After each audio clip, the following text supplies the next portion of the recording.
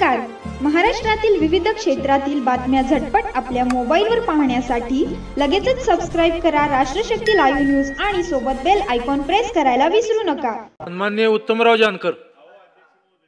महोदय, गेल्या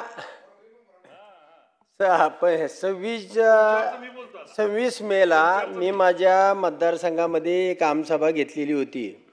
आणि या आमसभेच्या निमित्तानं त्या ठिकाणी सगळे अधिकारी उपस्थित होते आणि त्या पोलीस अधिकाऱ्यांनी त्या दिवशी मला शब्द दिला की या तालुक्यामधली दारू सगळी बंद केली जाईल, अवैध धंदे बंद केले जातील, गुटखा मटका दारू हे सगळे विषय बंद केले जातील. अध्यक्ष महोदय, त्यानंतर मी 1 महिना वाट पाहिली आणि 1 महिन्यानंतर मी थेट ज्या ठिकाणी दारूचे धंदे राजरोजपणानं बसस्टँडवरती अगदी रस्त्याच्या कडेला सुरू होते त्या ठिकाणी मी जाऊन स्वतः धाड टाकली आणि वेळापूर या ठिकाणी धाड टाकल्यानंतर तिथले जे API आहेत गोसावी साहेब, या गोसावी साहेबांनी काय करावं की सगळ्या दारूवाल्यांना एकत्र केलं आणि माझ्या बंगल्यात घेऊन आले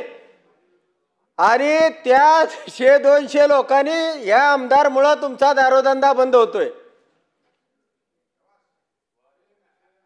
इतकं जर ह्या पोलीस अधिकाऱ्यांचं तेवढंच केलं नाही, सगळ्या पोलीस अधिकाऱ्यांना तालुक्यातल्या 4 पोलीस स्टेशनच्या आणि सगळ्या खालच्या API ना 12-13 लोकांना एकत्र आणून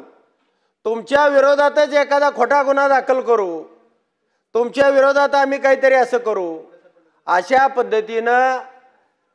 म्हणजे ती दारू बंद करायची तर बाजूलाच राहू द्या, इतकी मानसिकता जर पोलीस खात्यामध्ये झाली असेल तर हे अवैध धंदे बंद कसे होतील. लोकमत माझ्या विरोधामध्ये घालवणं हा जर पोलिसांचा हेतू असेल तर हे किती चुकीचं आहे. माझा माळशिरस मतदारसंघ आहे कदम साहेब, तर मोक्याच्या विषयानं अंमली पदार्थाच्या विषयानं अनेक प्रकारे म्हणजे त्यामध्ये सोल्युशन आहे, ट्यूब आहे, अशी प्रत्येक शहर भागामध्ये तर हे सोल्युशन सुद्धा हे जे आपण पंक्चर काढतो याची मोटरसायकलची किंवा सायकलची त्या सोल्युशनमध्ये ते हे ओतून थम्सअप किंवा अशा प्रकारचं पेय ओतून ही पोरं बेशुद्ध अवस्थेमध्ये बसस्टँड ज्या ठिकाणी जागा ज्या प्लॉटिंगमध्ये बसण्याची व्यवस्था किंवा शिटिंग केलेलं आहे अशा ठिकाणी ही पडलेले असतात. तर अध्यक्ष महोदय, माझं म्हणणं तुम्ही बिल आणलेलं आहे ही चांगली गोष्ट आहे, पण हे बिल आणत असताना या पोलीस अधिकाऱ्यांची मानसिकता बिल हे कागदावर राहतं आणि या पोलीस अधिकाऱ्यांची जर मानसिकता काय करण्याची किंवा या समाजाला या नव्या पिढीला वाचवण्याची नसेल तर कागदावरती बिलं करून काय होणार नाही. आजपर्यंत अनेक प्रकारचे कायदे आहेत, तसाच हा पण कायदा होईल आणि या कायद्यामधून सामान्य माणसाला काहीही मिळणार नाही. तर